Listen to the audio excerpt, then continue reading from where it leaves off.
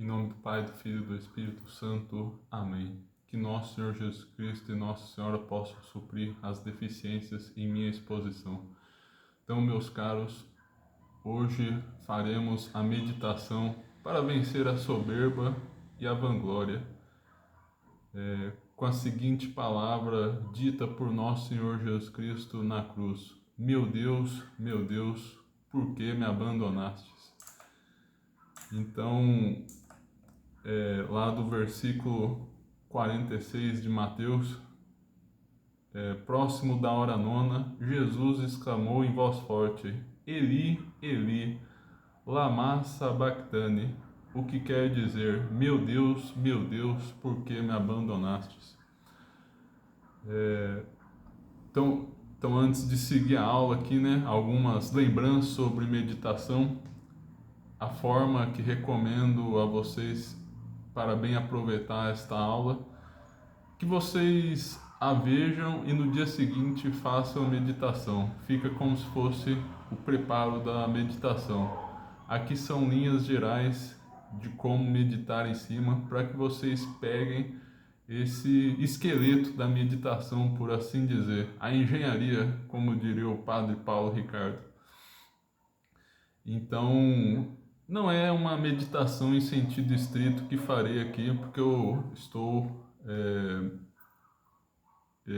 transparecendo muito as suas estruturas internas. Então, não é tanto uma meditação guiada aqui.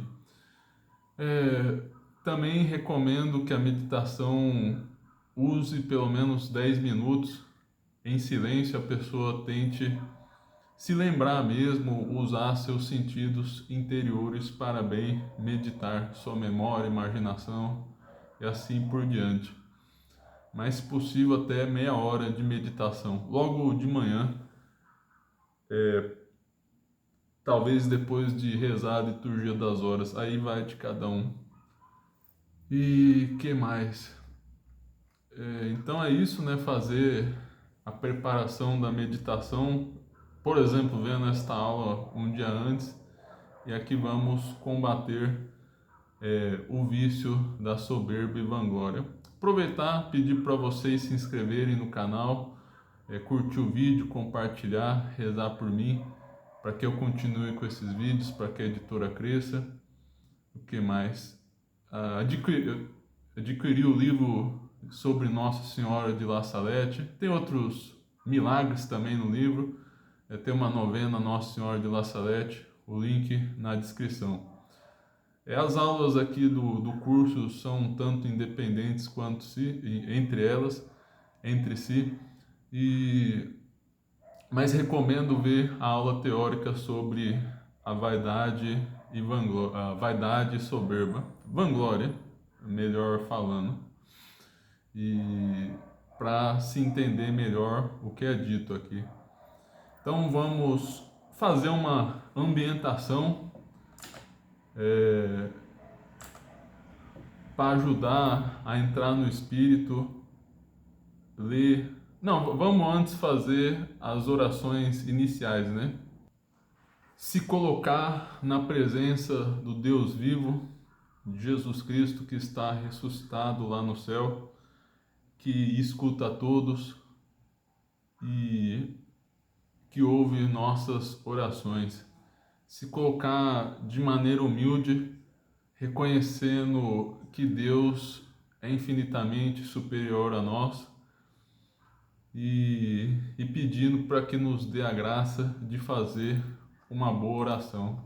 Então, fazer uma oração a seguir de invocação do Espírito Santo, por exemplo, pois no caso pode ser a Vinde Espírito Santo, enchei os corações dos vossos fiéis e acendei neles o fogo do vosso amor. Enviai o vosso Espírito e tudo será criado, e renovareis a face da terra.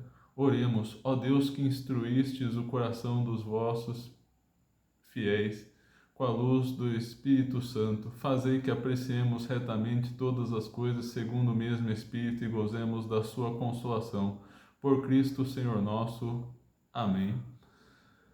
Então, se colocar na presença de Deus e agora pedir a graça da meditação. No caso, pedir para Deus para ser mais humilde e não ter vanglória, para que possamos vencer esse vício. Agora vamos à ambientação do lugar. Para ajudar, pode ser lido um texto coerente com o que será meditado. No caso, lerei aqui o Salmo 22, 21, 22, que é onde o profeta Davi diz: meu Deus, por que me abandonastes? Profetizando já as palavras de Jesus na cruz. Meu Deus, por que me abandonastes e permaneceis longe de minhas súplicas e de meus gemidos? Meu Deus, clamo de dia e não me respondeis, imploro de noite e não me atendeis. Entretanto, vós habitais em vosso santuário, vós que sois a glória de Israel. Nossos pais puseram sua confiança em vós. Esperam em vós e os livrastes. A vós clamaram e foram salvos. Confiaram em vós e não foram confundidos. Eu, porém, sou um verme, não sou um homem, o opróbrio de todos e a abjeção da plebe. Todos os que me veem zombam de mim, dizem, meneando a cabeça: espero no Senhor, pois que ele o livre, que o salve, se o ama. Sim, fostes vós que me tirastes das entranhas de minha mãe, e seguro me fizestes repousar em seu seio. Eu vos fui entregue desde o meu nascer, desde o ventre de minha mãe vós sois o meu Deus. Não fiqueis longe de mim, pois estou atribulado, vinde para perto de mim, porque não há quem me ajude. Cercam-me touros numerosos, rodeiam-me touros de Bazã. Contra mim eles abrem suas fauces, como o leão que ruge e arrebata. Derramo-me como água, todos meus ossos se desconjuntam. Meu coração tornou-se como cera e derrete-se nas minhas entranhas. Minha garganta está seca qual barro cozido. Pega-se no paladar a minha língua. Vós me reduzistes ao pó da morte. Sim, rodeia-me uma malta de cães, cerca-me um bando de malfeitores. Transpassaram minhas mãos e meus pés. Poderia contar todos os meus ossos. Eles me olham e me observam com alegria. Repartem entre si as minhas vestes e lançam sorte sobre a minha túnica. Porém, vós, Senhor, não vos afasteis de mim. Ó meu auxílio, bem depressa me ajudai. Livrai-me da espada minha alma e das garras dos cães a minha vida. Salvai-me a mim, mísero, das fauces do leão e dos chifres dos búfalos. Então anunciarei vosso nome a meus irmãos e vos louvarei no meio da assembleia. Vós que temeis o Senhor, louvai-o. Vós todos, descendentes de Jacó, aclamai-o. Temei-o todos vós, estirpe de Israel. Porque ele não rejeitou nem desprezou a miséria do infeliz, nem dele desviou a sua face, mas o ouviu quando lhe suplicava. De vós procede o meu louvor na grande assembleia, cumprirei meus votos na presença dos que vos temem. Os pobres comerão e serão saciados, louvarão o Senhor aqueles que o procuram. Vivam para sempre os nossos corações, onde se lembrar do Senhor e a ele se converter todos os povos da terra, e diante dele se prostrarão todas as famílias das nações. Porque a realeza pertence ao Senhor e ele impera sobre as nações. Todos os que dormem no seio da terra o adorarão, diante dele se prostrarão os que retornam ao pó. Para ele viverá minha alma, há de servi-lo minha descendência. Ela falará do Senhor às gerações futuras e proclamará sua justiça ao povo que vai nascer. Eis o que fez o Senhor. Então, meus caros, quanto a esta palavra de nosso Senhor Jesus Cristo na cruz, ela é muito importante e muito eficaz para vencer a soberba por alguns motivos. Primeiro de tudo, como bem sabem, nosso Senhor Jesus Cristo sofreu por nós e penitenciou os nossos pecados. E uma das penas da soberba é o abandono de Deus. Claro, não foi nosso Senhor Jesus Cristo, não em sentido estrito, foi abandonado por Deus. Foi uma expressão de dor e de desamparo de sua alma. Não havia o sentimento, por assim dizer, da presença divina, um grande mistério que devemos sempre meditar e pedir a Deus para que nos ilumine quanto a Ele, esse abandono de nosso Senhor Jesus Cristo. E então Ele sofre no nosso lugar as penas do soberbo. Claro, não quero entrar aqui naquela discussão do substituição jurídica, acho que é. Não é disso, eu não acredito nessa tese. Aliás, acho que a maioria dos católicos não, nunca estudei muito. Eu sei que Santo Tomás é contra. É uma coisa que foi muito defendida pelo Calvino, mas não vou entrar nesse detalhe. O fato é que há uma semelhança dos castigos de Cristo e o pecado e os castigos do pecado. E nosso Senhor Jesus Cristo quis sofrer por nós isso para mostrar a malícia de nosso pecado. Então, naquele momento, experimentou o abandono, pois, como é dito na Sagrada Escritura, Deus resiste aos soberbos e o fim do soberbo é terminar abandonado por Deus. Contudo, gratuitamente, sendo perfeitamente inocente, nosso Senhor Jesus Cristo sofreu, de certa maneira, na medida do possível, o abandono do Pai. É muito interessante, esse salmo até retoma, de certa maneira, toda a vida de nosso Senhor Jesus Cristo, retoma até um pouco a encarnação. Toda a obra da encarnação é uma obra de humildade. Eu vos fui entregue desde o meu nascer, desde o ventre de minha mãe, vós sois meu Deus. Lá no versículo 11. Isso até remetendo ao hino lá em Filipenses. Vou até ler para vocês aqui, que é muito interessante também, fala muito da humildade de nosso Senhor Jesus Cristo. Sendo ele, Filipenses 2, 6 a 11, sendo ele de condição divina, não se prevaleceu de sua igualdade com Deus, mas aniquilou-se a si mesmo, assumindo a condição de escravo, e assemelhando-se aos homens, e, sendo exteriormente reconhecido como homem, humilhou-se ainda mais, tornando-se obediente até a morte, e morte de cruz.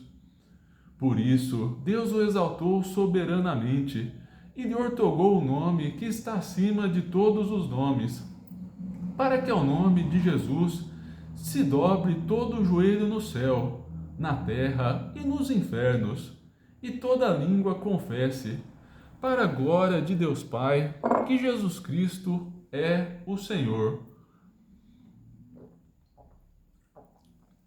Então, fala do aniquilamento e esvaziamento de nosso Senhor Jesus Cristo ao se tornar homem. Claro, não é também num sentido mais forte de deixar de ser Deus, isso seria herético.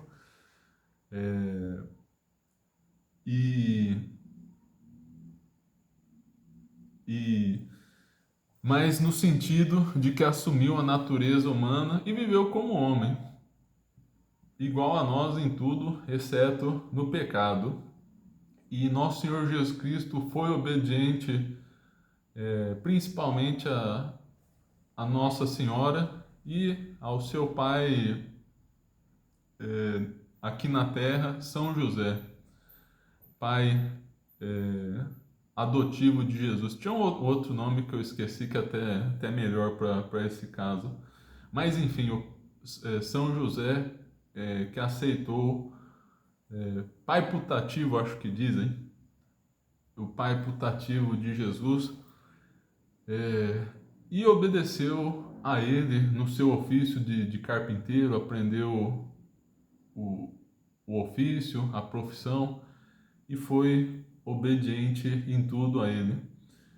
E muito importante também a obediência na questão da humildade. É uma propriedade, por dizermos assim, por assim dizer, da humildade. Se submeter aos outros. Claro, não podemos nos submeter em caso de pecado, mas nos submetermos naquelas coisas, até mesmo naquelas que julgamos ser inferiores, e às vezes de fato são por si mesmas inferiores. Contudo, pela obediência, aquela coisa pequena se torna superior. Santo Afonso de Ligório, no Tratado da Perfeita Conformidade à Vontade de Deus, até fala, dá o exemplo no capítulo dos serafins cortando grama. Se Deus mandasse que eles fizessem isso, eles o fariam, porque a obediência, fazer a vontade de Deus, mesmo que em coisas menores, é, é de maior valor do que a obediência em coisas que são por si mesmas mais excelentes. Então, às vezes, você quer fazer uma grande obra para nosso Senhor Jesus Cristo, mas por alguma razão você tem um superior que não te permite fazer aquilo. E era algo que, se você não fizer, não vai pecar. Não estou falando no caso de deixar de cumprir algum preceito, né? Então, se a pessoa obedece aquilo lá, até o Afonso Rodrigues que diz, práticas de perfeição cristã, creio, mas daí faz parte da teologia da obediência. Se você queria fazer uma obra mais excelente e não a faz por obediência, você também ganha os méritos dela. Não só necessariamente, talvez não necessariamente melhor, mas enfim, você ganha o mérito daquilo que você queria fazer e não fez pela obediência. Então você tem mérito de duas coisas aí. Então a obediência é uma coisa que te faz decolar na vida espiritual, obedecer a um superior legítimo. Vemos o caso muito triste de pessoas soberbas que acabam aderindo a doutrinas, mesmo esotéricas, revoltam-se contra Deus, começam a defender a sua própria opinião e no final das contas acabam com a humilhação de se submeter vergonhosamente a algum guru. A pessoa criticava tanto a submissão às autênticas autoridades da igreja e no final das contas acaba seguindo gurus da mais vil estirpe. Então, lê aqui mais. Na composição de lugar, acabei. Eu li o salmo aí para ajudar a gente a compor o lugar e acabei o comentando. Lembrar sempre que Santo Inácio, a gente está seguindo o método de Santo Inácio aqui no curso, para quem está, talvez esse seja o primeiro vídeo, né?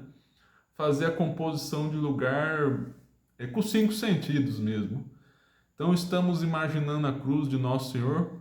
Até não pretendo muito, nas próximas meditações, ficar muito nisso, porque como estamos meditando as palavras de Jesus na cruz, é um pouco semelhante a composição de lugar. Mas, por exemplo, a questão do tato, a cruz áspera, que Jesus caía no chão, nas pedrinhas, na areia, questão do paladar. Por acaso, diz aqui no Salmo, né, até interessante pensar nisso, né, que a boca de nosso Senhor Jesus Cristo estava tão seca que se colava ao céu da boca. Terceiro lugar, visão. Era um sol muito quente, era difícil de enxergar também, aquele momento ali da crucifixão. Foi uma grande tortura também nesse sentido. Aí via todas aquelas pessoas vindo até ele, zombando dele. E não conseguia enxergar muito bem também, né? Tava com o rosto inchado de ter levado tantos golpes. A audição, escutar um monte de besteira, de blasfêmia, quanto nosso Senhor Jesus Cristo não foi julgado. Inclusive fala no Salmo também, né? Muito interessante. Deixa eu ver se eu acho aqui. Esperou no Senhor, pois que Ele o livre, que o salve, se o ama. Então falaram isso também na crucifixão de nosso Senhor Jesus Cristo, se era mesmo o Messias, que Deus viesse em seu socorro, em sua ajuda. E está faltando ainda um sentido, paladar, tato, olfato.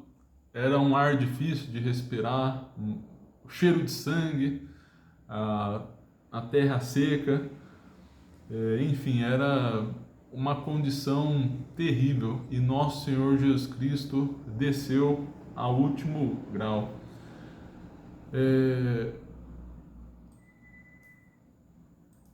Eu estou seguindo aqui no Roio Marinho, acabei confundindo o passo 2. Era pedir a graça de fazer bem a meditação, e no passo 4 pedir a graça especial pretendida da meditação, no caso a soberba, e vencer a soberba e a vanglória. Mas continuemos. Daqui detalhe, você usa o guia aqui, mas depois a coisa vai ganhando alguns contornos aí. Também vamos falar mais disso quando tratarmos dos graus de oração. Às vezes Deus chama, não que seja meu caso aqui, né? Eu fui negligente, omisso mesmo. Deus chama a pessoa a um grau mais elevado e faz que a pessoa simplifique sua oração. Então a pessoa tem toda aquela metodologia de meditação e Deus, por incrível que pareça, corta aquilo. Então vamos à memória. No nosso curso aqui, estou fazendo da seguinte maneira. Na memória, como já na composição de lugar já analisamos bem a imagem em si da paixão, da palavra de Jesus, na memória eu trago alguns versículos da Bíblia, geralmente citados por Evagrio Pontico, e também trago exemplos dos santos, ligados ao vício que queremos combater. E também lembrar de circunstâncias da própria vida, porque a meditação tem essa característica de fazermos propósitos enérgicos e de mudança de vida. Então temos que ver como está a nossa situação e para que possamos fazer mudanças autênticas. Vamos ver aqui alguns versículos alguns trechos trazidos por Evagrio Pontico no Tratado da Réplica ou Anti-Reticós. Contra o pensamento de soberba que me exalta e me levanta como alguém irrepreensível que já não tem pensamentos impuros. Aqui se trata de quando a pessoa pensa que já não será mais tentada, o que é uma grande soberba. Abraão replicou e disse, lá em Gênesis 18, 27, agora comecei a falar ao Senhor, eu que sou terra e pó. Ou seja, aqui, né, reconhecer o nosso nada. Vamos ver. Contra o pensamento soberbo que rechaça a salvação de Deus, com cuja ajuda vencemos aos outros 7 demônios, companheiros do demônio da soberba.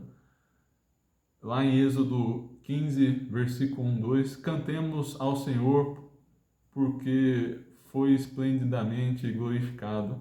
Cavalo e cavaleiro lançou no mar, defensor e protetor foi para mim a salvação. Então, dois versículos, aliás, úteis para quando pensamos que vencemos as tentações por nossa própria força. Quem lançou o cavalo e o cavaleiro foi o nosso Senhor,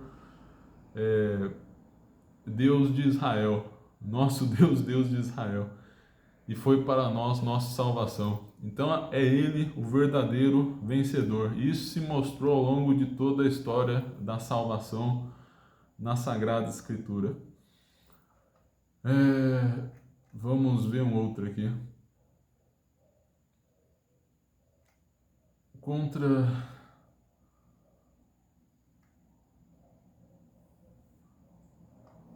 Ao Senhor, quando os pensamentos blasfemos permanecem em nós e tiram liberdade de expressão à nossa oração. Quando não conseguimos nem nos concentrar na oração, tamanhas tentações. E ocorreu que durante a marcha da arca, disse Moisés, desperta, Senhor, que se dispersem teus inimigos, que fujam todos os que te odeiam.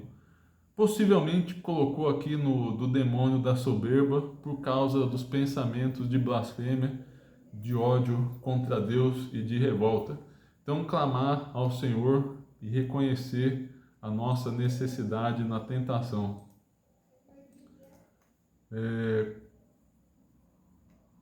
Contra o pensamento blasfemo que nos empurra a perguntarmos se Deus está com nós ou não.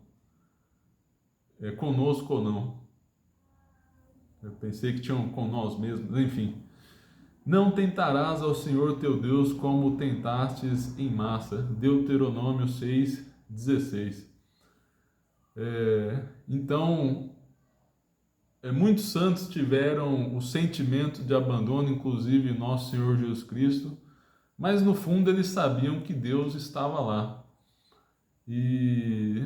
Contudo, somos tentados a realmente e efetivamente, julgar que Deus nos abandonou. Não, Deus está sempre conosco. E Deus é onipotente, onisciente, nem pode nos abandonar nesse sentido, né? Claro, né? Ele pode, se a gente recusar a todo custo, ele pode deixar de nos dar graças, até que acabamos por nos perder. Mas mesmo assim, até o final da vida, Deus sempre dá alguma graça para que possamos nos converter.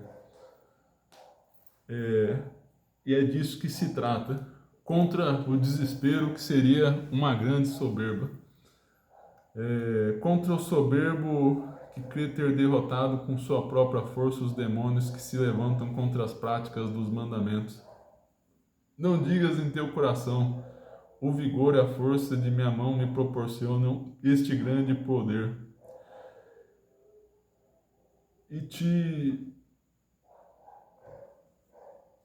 te lembrarás do Senhor teu Deus, porque Ele te dá o vigor. Então, novamente, um versículo de força.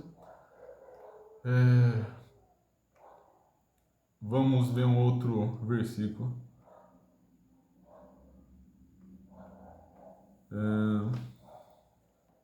Mais um sobre reconhecer que a vitória vem de Deus. Ao Senhor a causa do pensamento da soberba que não reconhece que a vitória provém de Deus.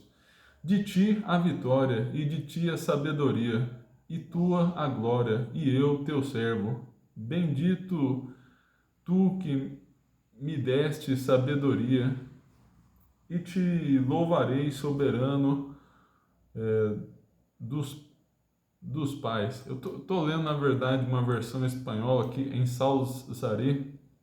Tem um tradutor fácil aqui, rápido. Eu acho que é louvarei, mas não tenho certeza. Ah,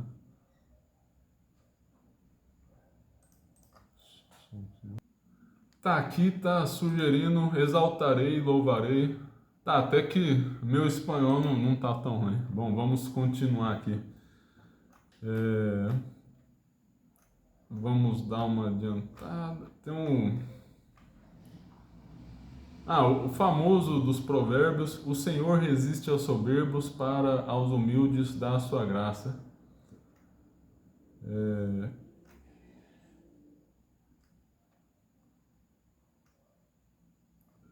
O Eclesiastes, muito importante para reconhecer nossa vaidade. Tudo, tudo foi feito a partir do pó, e tudo volta ao pó. Então viemos do pó, na verdade até do nada, né? Até o pó foi só uma figura, mas até incompreensível aí de quão baixo, do lugar tão baixo do qual partimos, né? Viemos do nada mesmo, é até incompreensível a criação do nada.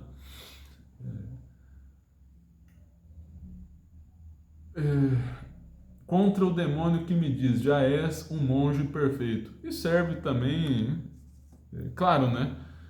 É, ouvimos muitas coisas feias às vezes, muitas tentações bizarras, coisas que não contamos para ninguém, mas geralmente esses pensamentos vêm e não damos atenção. Até não comentei aqui, mas vou comentar. O primeiro versículo lá do Evagrio Pontico é para rebater a tentação de que vem o demônio e diz que você é o Cristo, que é o Santo de Deus. No caso seria o Cristo, o Messias.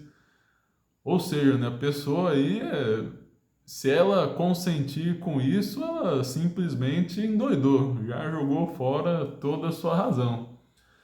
Mas às vezes o demônio tenta a sua sorte aí, lança esse tipo de coisa, pensamentos bizarros, mas essas coisas muito absurdas, geralmente as pessoas não dão atenção. Mas, como eu disse, o demônio tenta a sua sorte. Tinha lá no livro do Alfonso Rodrigues, o monge foi tentado de que era perfeito, alguma coisa assim, e na sua presunção ele se matou.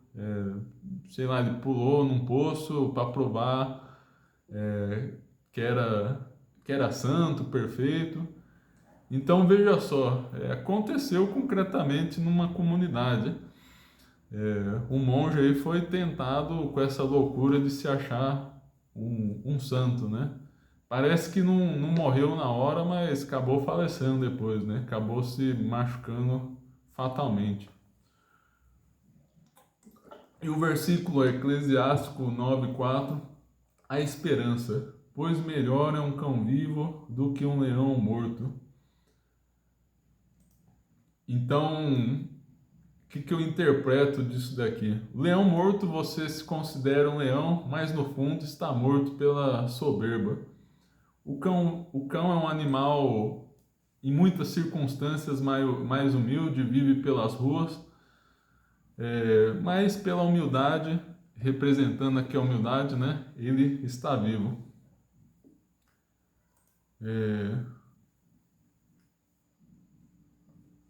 Contra os demônios que obrigam a blasfêmia contra Deus, no livro de Jó. Acaso não falais diante do Senhor e diante dele proferis dolo? Dolo aqui, coisa má. Proferis mal, falar besteiras, no português, claro. Então, sempre se reconhecer na presença do Senhor, que Ele nos sonda em todas as coisas. Bom, vamos ver alguns do Evangelho aqui que são importantes.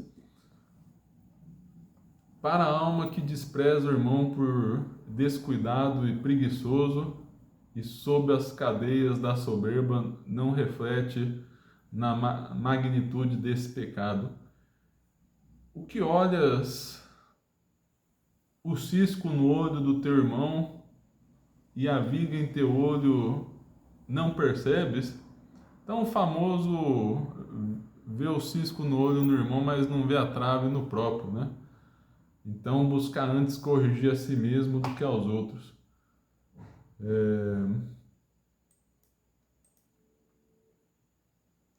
Para a mente soberba de quem deseja ser o primeiro entre os irmãos. Marcos 9:35.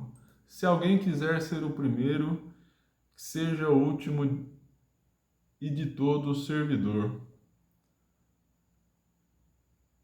Então a palavra de Jesus é famoso evangelho dizendo que devemos servir a todos e buscar o último lugar. Na verdade, que está tradução mais literal: se alguém quiser ser o primeiro, será de todos o último e de todos servidor. Mas eu acho que no português tem a tradução mais comum é num sentido imperativo, né? Que seja o último de todos. Enfim, só para a título de certa escrupulosidade, traduzir certinho aqui a versão espanhola. Contra o pensamento soberbo que crê ter superado a observância dos mandamentos de Deus. Lucas 17:10. Servos inúteis somos, o que devemos fazer, fizemos.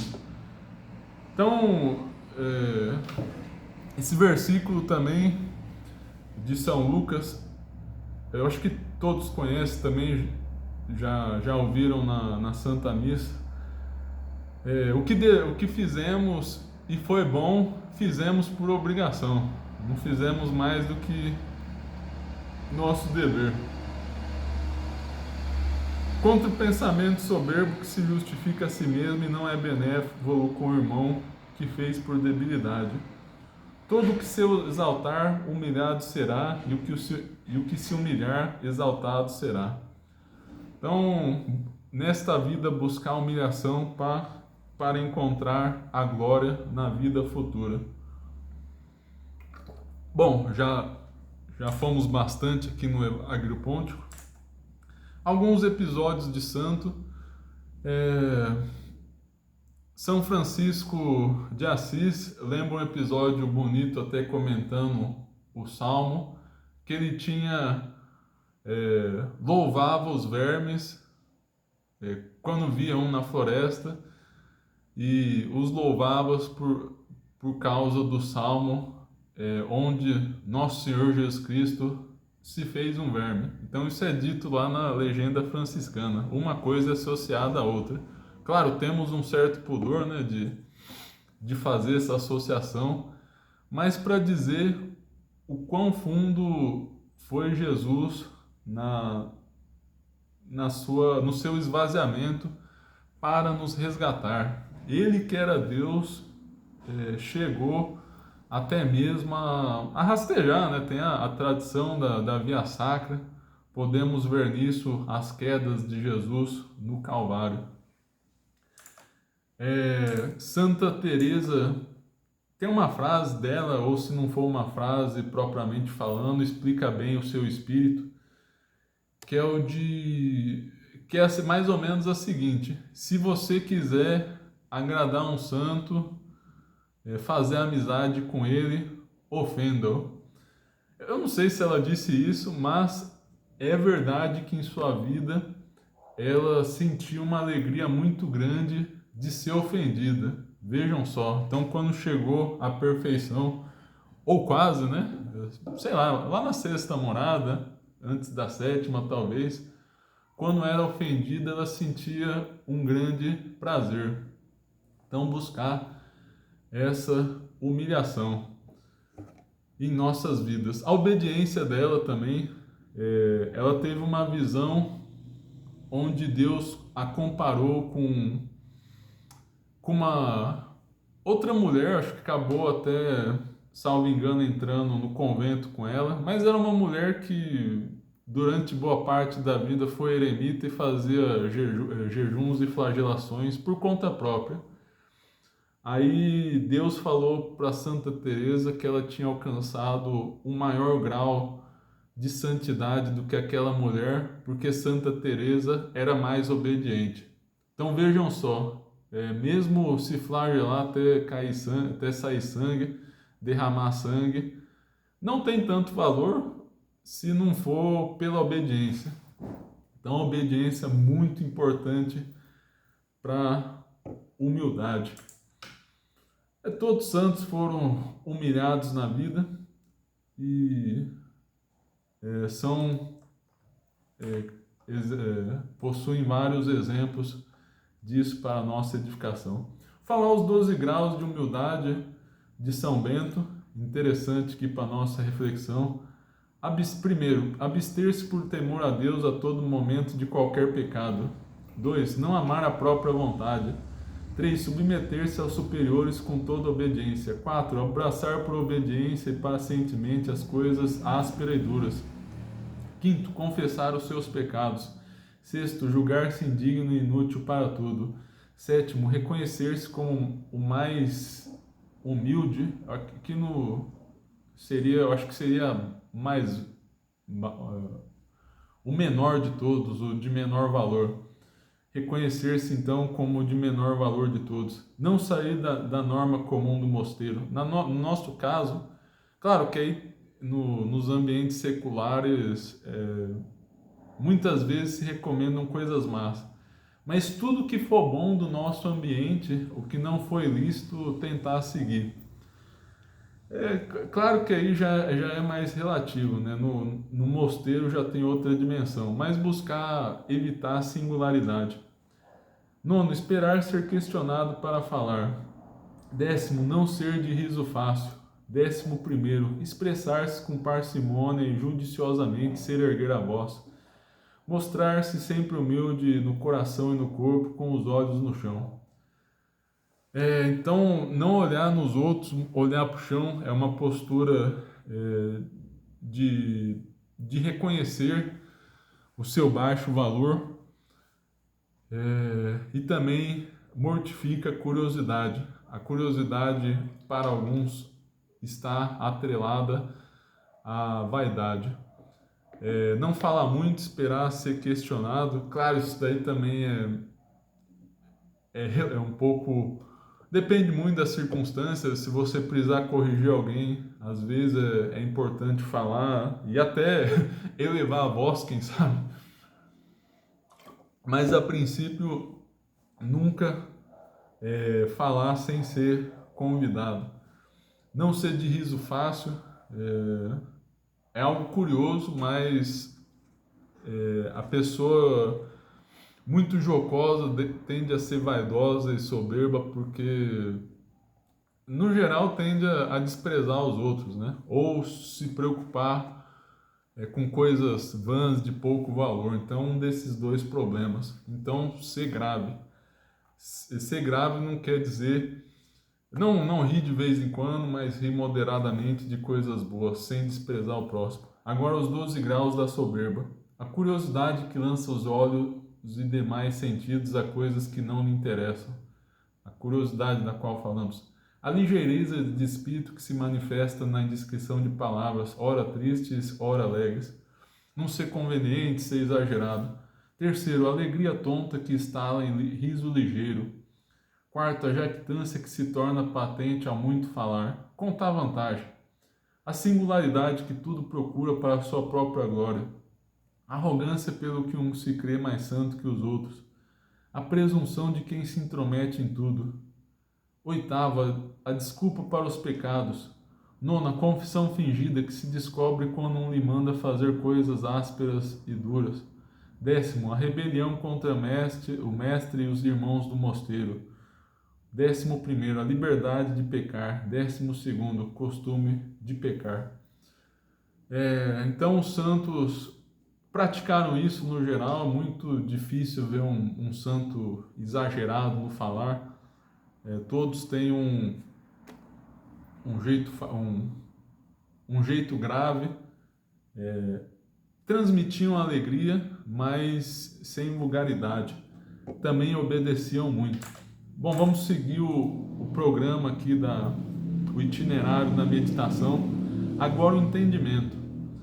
Fizemos a memória, lembramos um pouco de tudo, agora o entendimento. A partir de aqui será um pouco mais rápido, por tudo que já refletimos aqui, basicamente tiraremos algumas conclusões. O que devo considerar acerca dessa matéria? Meu Deus, por que me abandonastes? Do esvaziamento de nosso Senhor Jesus Cristo, do ato de se rebaixar, de sofrer a pena do abandono. Então, tudo isso nos edifica para a humildade. Que consequências devo sacar disso para a minha vida? Então, ver o quão feia é a soberba e que ela nos afasta de Deus. Então, gradualmente, vamos abandonando a Deus e Deus vai nos resistindo pouco a pouco. Deus resiste aos soberbos, como é dito. Que motivos tenho para isso? Considerar, por exemplo, quem é Deus e por que é ruim seguir esse caminho. Até falamos um pouco já que da feiura, da soberba, mas a soberba é errar o alvo. Fomos feitos para Deus e quando somos soberbos seguimos a nossa própria vontade. Tudo está, de certa maneira, interligado. Então, a obediência, a humildade, fazer a vontade de Deus, tudo isso, de certa maneira, é sinônimo.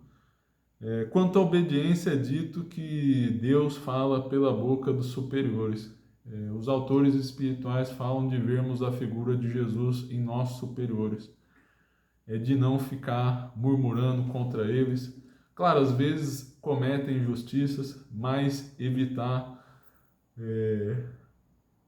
a desobediência, críticas e seguir tudo em matéria onde o superior não manda algo ilícito, pecaminoso. Como me conduzir até hoje nesse ponto? Então, pensar nos seus defeitos. Por exemplo, você é uma pessoa, pode pegar aí os 12 graus, tanto de soberba, de vaidade, de soberba e de humildade. No Brasil, as pessoas são bem, como posso dizer, né? Muito dadas ao riso, procuram, creio que por uma motivação especialmente de vanglória, ou seja, de buscar agradar aos outros. Então o brasileiro quer ser simpático demais, buscar a estima de quem não merece. Como já falamos anteriormente, não devemos buscar tanto agradar aos ímpios. Claro, devemos buscar sua conversão, mas não ficar com brincadeirinha, intimidade. Nisso consiste a vanglória. Não falar muito, às vezes caio nesse erro aí, infelizmente. E o que mais? Bom, sei de poucas palavras, Deus fala no silêncio. Quando a gente fala muito, a gente está roubando o lugar de Deus. Deus age mais pelo silêncio, Deus fala no silêncio. Então, falar menos também é um sinal de humildade. Nas filhas lá da vaidade, né? É algo a se analisar também. A jactância, não ficar se gabando, não contar suas vantagens. Claro, tem a questão do seu emprego, hoje em dia tem um pouco do marketing, da propaganda, mas algo bem moderado. Espírito de novidade, querer ser singular, fazer algo que ninguém fez, hipocrisia, agir de maneira incoerente com o que defende, a teimosia, não aceitar que os outros podem ser mais inteligentes, a discórdia, não querer ter a mesma vontade que os outros sem motivo nenhum, contenções, ficar brigando com os outros, e também desobediência. Então o vaidoso não obedece. Como devo portar-me de agora em diante? Ser mais grave, mais humilde, falar menos, ser menos judicativo, não julgar muito os outros, porque implicitamente fica o pressuposto de que você é superior. Geralmente se critica quando se está numa posição de superioridade. Que dificuldades terei que vencer? Aí, como são muitos casos, né? Você tem que analisar cada um. Por exemplo, eu acho que às vezes eu quero agradar muito os outros que não merecem, o que é uma vanglória, como já foi dito. E aceitar que quem converte é Deus. Às vezes a gente está muito nessa questão de apostolado aí. A gente quer converter os outros a todo custo e faz de maneira desordenada. Quem converte é Deus. Claro, a gente faz o apostolado, tenta converter os outros, convencer, falar a verdade, mas ser simples, breve, porque quem faz realmente o trabalho é Deus. A nossa ação ali é simbólica. E nos dias de hoje há um excesso de palavras, né, com as redes sociais. As pessoas querem falar mais do que as outras. Que meios devo empregar para isso? Fugir das ocasiões, se tem grupos onde você briga, se preciso for sair deles. Talvez deixar de usar redes sociais, um lugar muito propício para a vanglória, e buscar fugir de todas as situações. Que mais? Bom, são alguns exemplos, como são muitos casos, como já foi dito, aí você avalia em cada situação. Bom, a vontade. Santo Inácio emprega as três potências, já explicamos isso em outras aulas, retomando brevemente aqui. Memória, inteligência e vontade. Fizemos já a memória e entendimento e agora vamos para a vontade. Então, o primeiro é estimular todas as potências a rezar. Então, fazer atos de afeto, amar o sacrifício de Jesus, que sofreu tanto pela gente, e detestar a soberba, que é uma coisa diabólica e horrível. Então, fazer esse tipo de ato e pedir a Deus, do fundo do coração, a graça de vencer a soberba. Segundo, prorrompendo em afetos em toda oração, especialmente no final. Acabei confundindo os passos aí, né? Mas às vezes o limite não é tão claro aqui dos passos, né?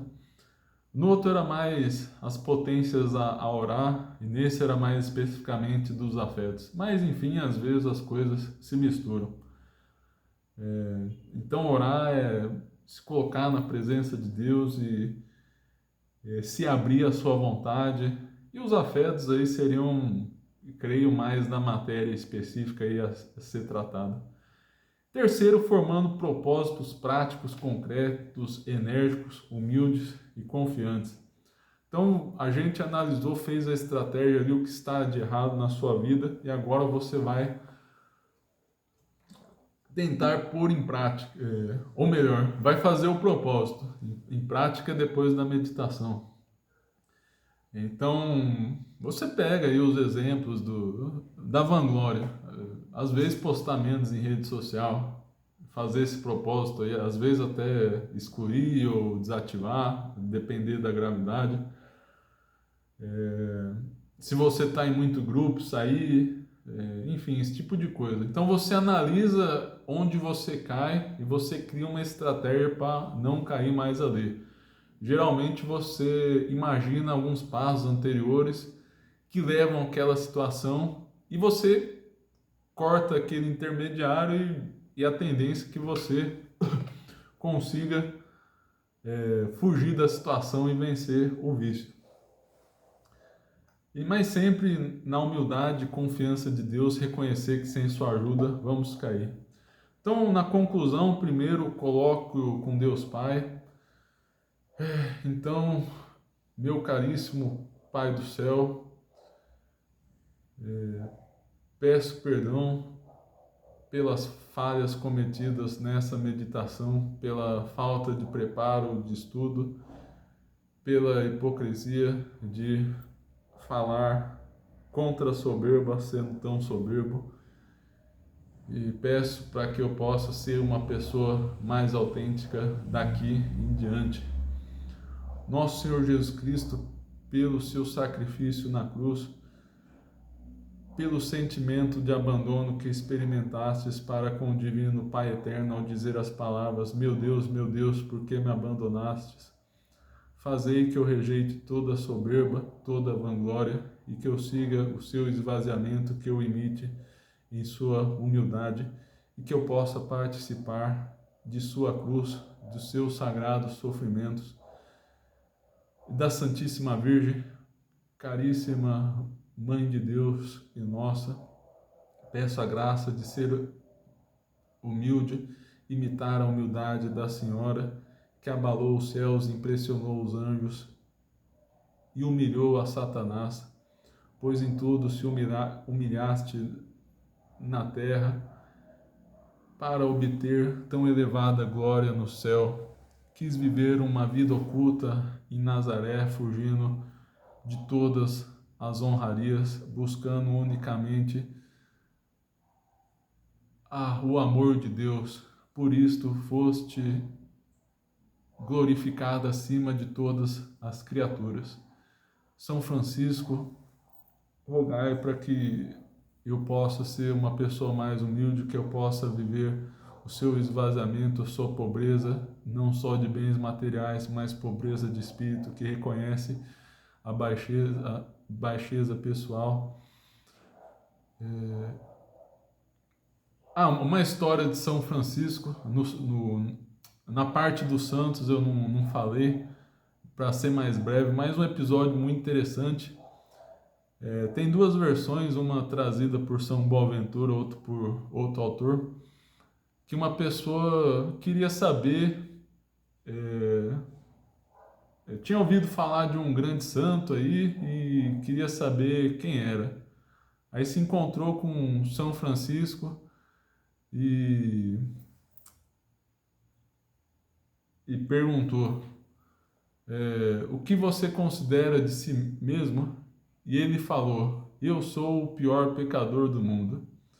Então soube que aquele era realmente o santo do qual falava.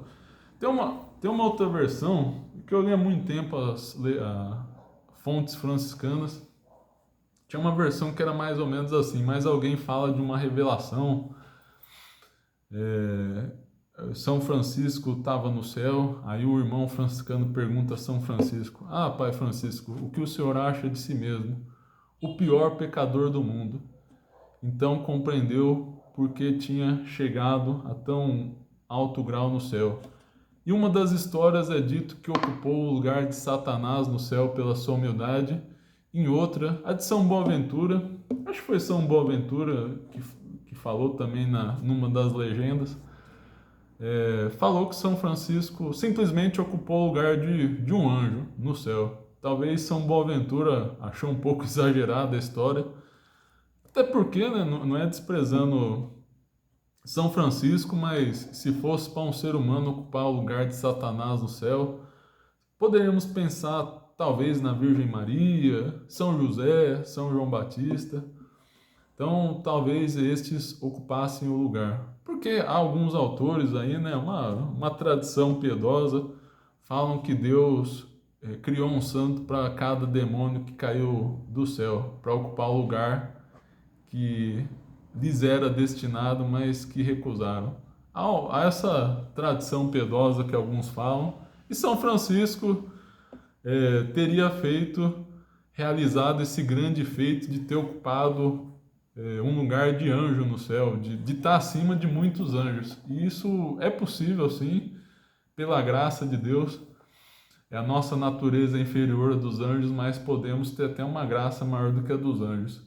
Então veja só como é importante a humildade, né? Se a gente for tão humilde como São Francisco, talvez possamos ser até maiores do que os anjos em graça. Quem sabe, né? É possível.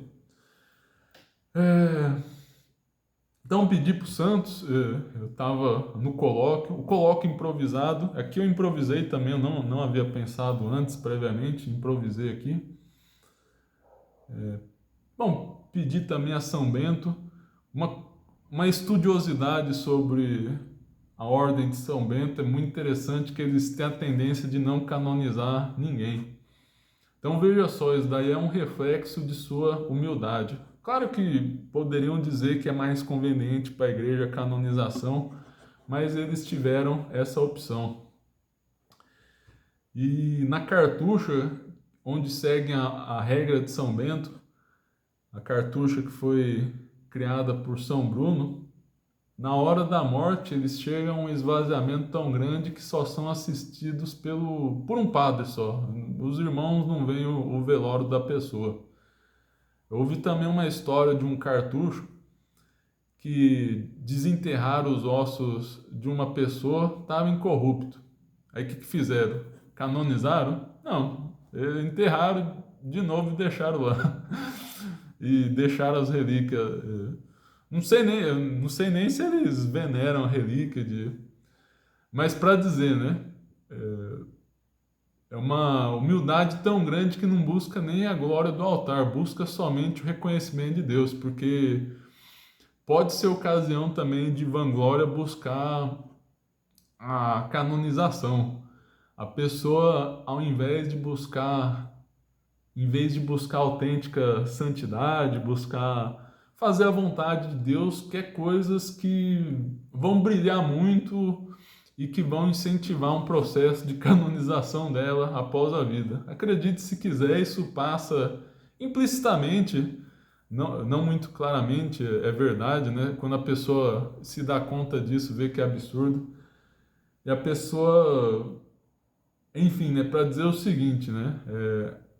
É uma vanglória, a pessoa acaba deixando de fazer a vontade de Deus para fazer as coisas que aparecem mais. Então isso daí é uma forma de mortificar esse desejo.